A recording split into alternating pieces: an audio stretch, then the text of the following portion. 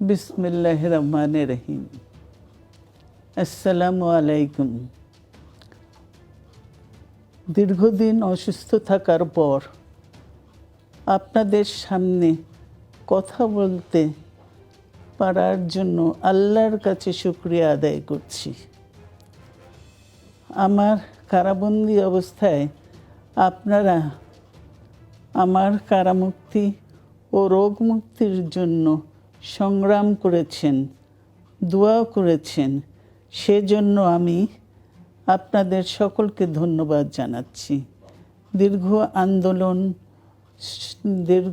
আন্দোলন সংগ্রাম ও ত্যাগের মধ্য দিয়ে আমরা ফ্যাসিবাদী অবৈধ সরকারের কাছ থেকে মুক্তি পেয়েছি। আমি আন্তরিক ধন্যবাদ জানাতে চাই আমাদের বীর সন্তানদের, যারা মরণপণ সংগ্রাম করে এই অসম্ভবকে সম্ভব করেছে।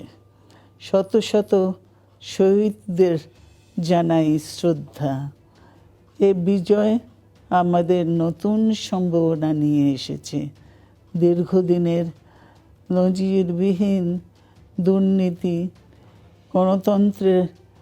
গণতন্ত্রের ধ্বংসের স্তূপের মধ্য থেকে আমাদের নির্মাণ করতে হবে এক সমৃদ্ধ বাংলাদেশ।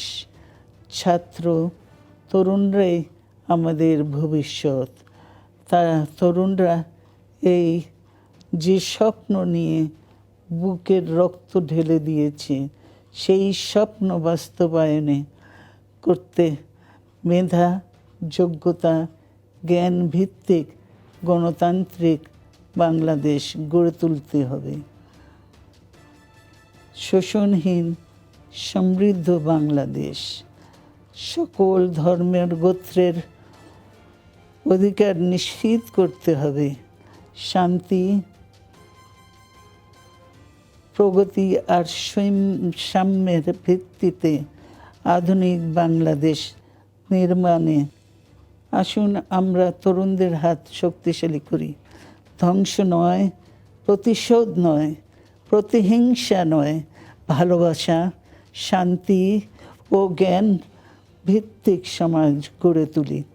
আল্লাহ হাফেজ। বাংলাদেশ জিন্দাবাদ। তো ডিয়ার ভিউয়ার্স, খালেদা জিয়াকে নিয়ে আপনার কি মন্তব্য? আপনি কি চান খালেদা জিয়া প্রধানমন্ত্রী হোক এবং বিএনপি ক্ষমতায় আসুক? অবশ্যই তা কমেন্টস করে জানাবেন। আর ভিডিওটি একদমই শেয়ার করতে ভুলবেন না।